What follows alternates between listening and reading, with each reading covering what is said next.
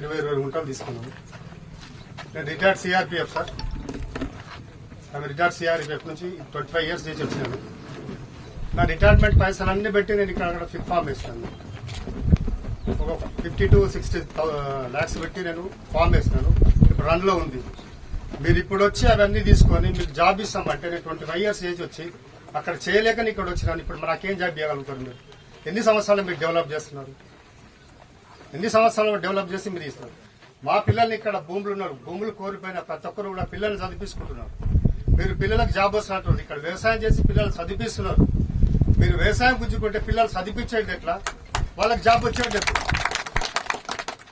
మీరు పిల్లలకు జాబ్ ఇస్తారు, కలెక్టర్ చేస్తారు మీరు. ఓకే, ఆ కలెక్టర్ చదివేందుకే అయితే భూమి కావాలి కదా, భూమి చేసుకునే వాడు చదివిస్తున్నాడు.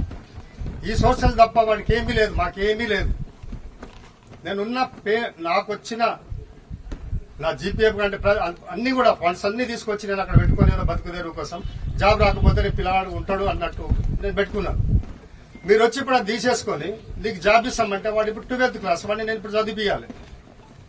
ఉన్న భూమి మీరు గుంజుకుంటే వాడికి చదివి ఎట్లా? ఇంకొకటి సార్ అంటే పెద్ద సార్ అని ఇక్కడ రింగ్ రోడ్ 5 kilometers అన్నాడు. మీరు రింగ్ రోడ్ కు దగ్గర అవుతున్నారు, మంద రోడ్డు మీద వేసుకున్నారు. మీరు రింగ్ రోడ్లు చూసుకుంటున్నారు, రింగ్ రోడ్ దగ్గర ఉన్నారు.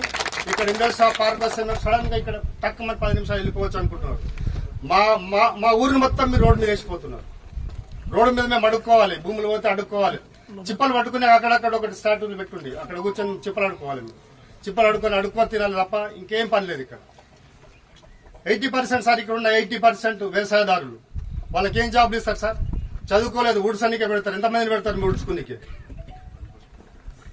మీ ఫ్యాక్టరీలు ఎప్పుడు డెవలప్ అయితే ఎంతమందిని మీరు ఊడ్చనికే పెడతారు? ఎంతమందిని మెత్తిపోనికే పెడతారు?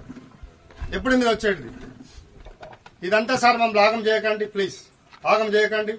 మా బతుకులు మేము బతుకుతున్నాం. మా డిమాండ్లు మీ మీద ఏమీ లేవు. ఇప్పటి వరకు మేము ఒక్కసారి కూడా మీ దగ్గర వచ్చి కలెక్టర్ ఆఫీస్ వచ్చో ఎంఆర్ఓ దగ్గర మాకు డిమాండ్లు ఏమి పెట్టలేవు.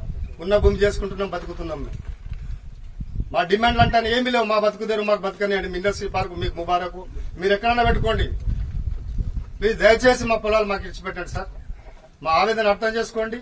మీరు మేమేం చేస్తామో అని చెప్పిపోవడానికి వచ్చింది, మీరు చేస్తాడేమో కానీ మీకు పుణ్యం కలగదు.